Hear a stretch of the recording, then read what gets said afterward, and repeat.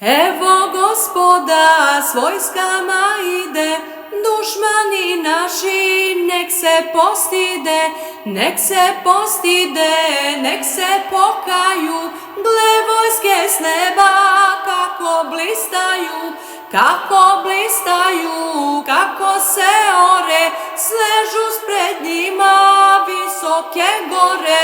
visoke gore i gordi cari. Gle ide Gospod da se zacari, serafimi napred, pa heruvimi, sva zemlja gori, sasvet se dimi, sasvet se dimi, teško se diše,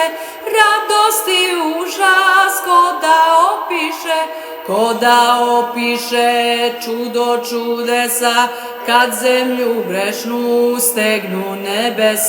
stegnu nebesa svojom blizinom, tad zemlja plodu slična je gnjilom. Vojske za vojskom iz neba niču, angeli trube, pravedni kliču, evo Gospoda, neka iščeznu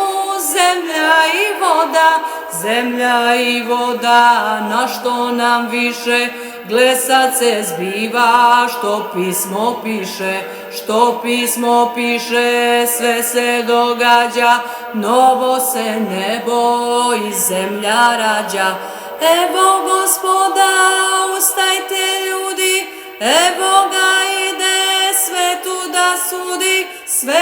da sudi, stado da luči, od stopa svemir tut njih uči, zemlja i nebo, šta će nam sada, zlato i srebro, neka počine,